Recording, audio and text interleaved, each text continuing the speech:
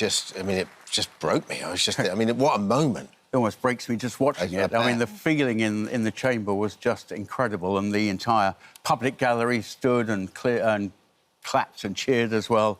It was amazing. I thought it was going to be my slow return to Parliament over the next few months. Yes. But unfortunately, it's turned out to be my last hurrah. But never mind. Well, let's take us back. What was life like before all of this? I mean, I've got family down in Broadstairs, so, I know you from down there, and you've got, it's a wonderful constituency. You've got a great life. We were having a great life, yes. I loved my job.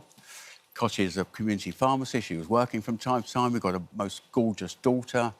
Yeah, one of those lives that you say, yeah, everything's good. Everything's good. Enjoying life, just doing all those things that families enjoy. Yeah.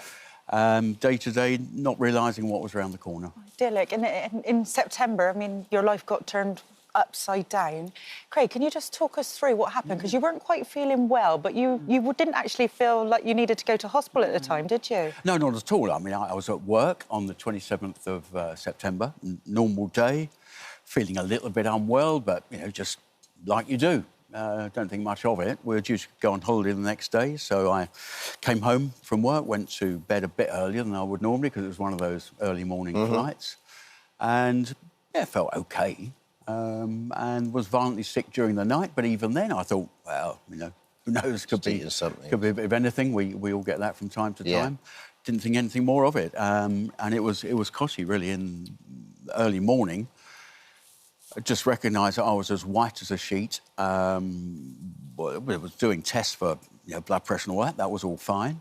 But was white as a sheet, and couldn't feel a pulse in my arms. Well, Cotty, you say he's never unwell, so you knew something was wrong, didn't you? Exactly, yes.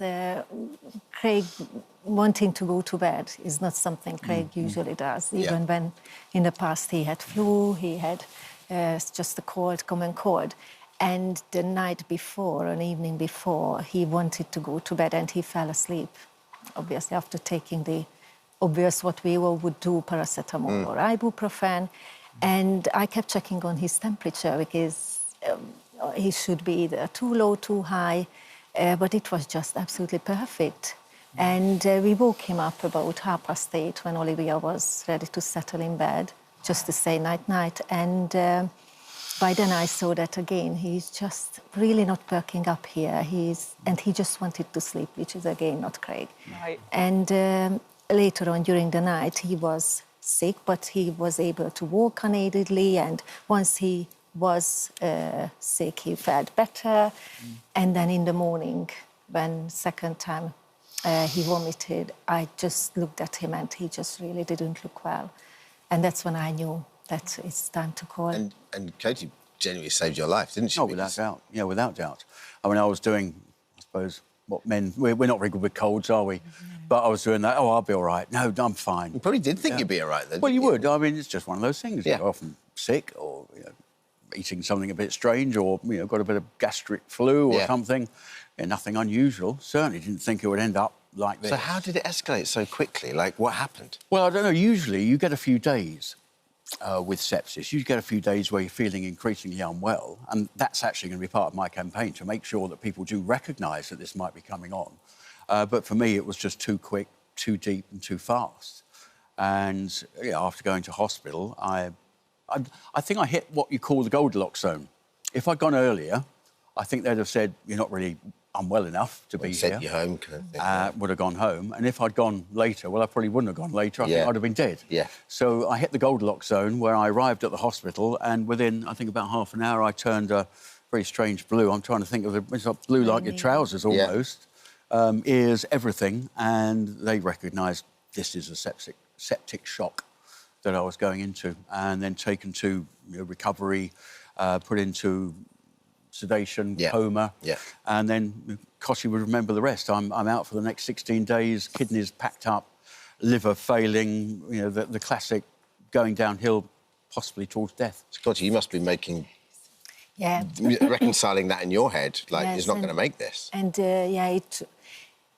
it's always hard to talk about it and live through again those first 48 hours. So we got to hospital just after 9 o'clock, and by 1:30, Craig had to be intubated, so put on ventilator. And by 4:30, the kidneys packed up, then the liver the next, and then as it went on. And so he had multiple, we were told he had multiple failure. And I remember the doctor that evening emphasized it many, many times that he hasn't come across many of these seriously ill patients. And at that time, Craig was the most seriously ill patient. Now, within a day or two, we were told that just get prepared for the worst. Sepsis is apparently 7 to 10 days. It's the rocky period. Yeah. And I remember them saying that it gets better before it gets worse. And that's exactly what was going on. By the 5th day, Craig had a good improvement on his blood test result. But then, within a day, again, he dropped. His blood clotting again became a mess. He had to be given platelets, so bags of platelets, and it was still, so literally Craig wasn't in a position to be transported to any other hospital at the time, because he could have been bled to death, even just the rockiness of the road or the journey. And so it was extremely hard. But once he was showing sign of, even though he was sedated for 16 days on and off, actually after 7-8 days, they started to reduce the sedation. He was making movements with his eyebrows, his facial muscles started to move, and he heard voices or certain music, or I was playing radio, audio books. So, and he was communicating, that was wonderful. So by after then, 16 days, I could not imagine what those 16 days would have ever been like for you. And then, you know, he's woken up. But then when did you realise that, you know, amputation was on the cards? That was probably 8 to 10 days into Craig's illness, we were told, and we saw the discoloration on his toes and fingers, but really the finer digits rather than a thumb. But interestingly, both thumbs were very quickly showing that they weren't getting the good enough blood supply there. And but we were very hopeful.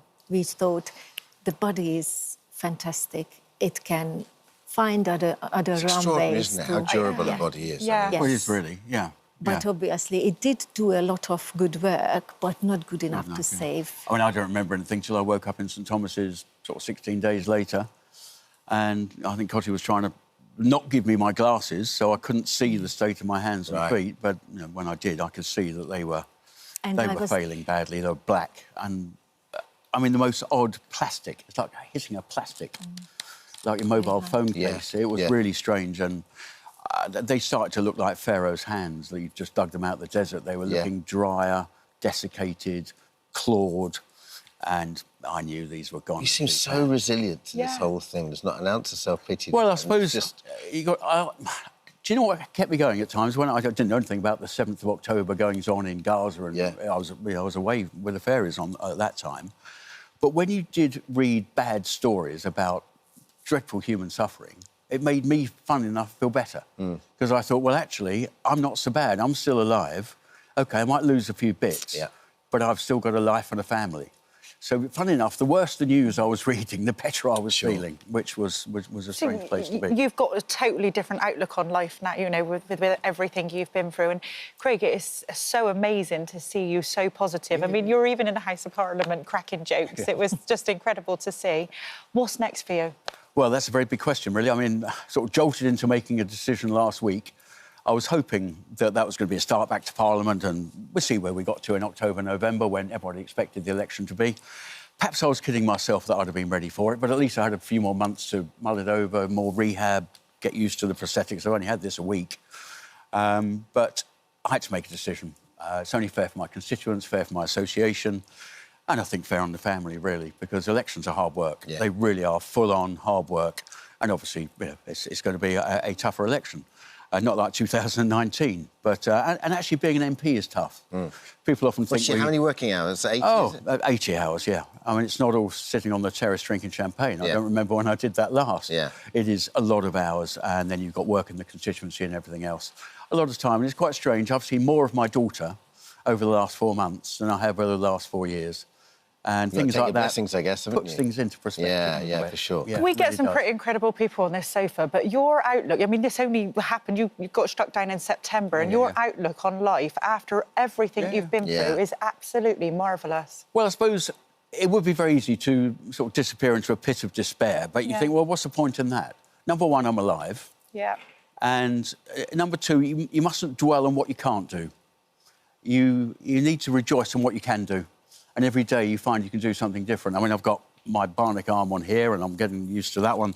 The other one is a bit of a work in progress. So I've got my NHS arm on today. Would you believe that's what they provide you? But that's another story. But I found I could open a car door and put the seatbelt in. And you think, oh, that's a little step forward. So every day there's a few little steps forward. And, yeah, that's something to rejoice in.